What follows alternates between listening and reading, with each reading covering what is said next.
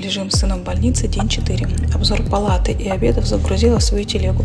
В целом выглядит все приятно. Не как в моем детстве, синие стены и белая побелка. С обедами дела интереснее, зависит от смены.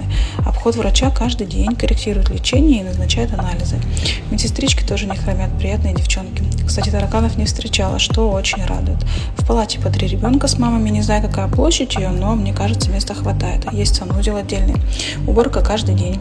Сыну вроде становится полегче, это, конечно, радует. Может быть, нас выпишут к выходным, ведь дома ждет муж, дочь и кошка.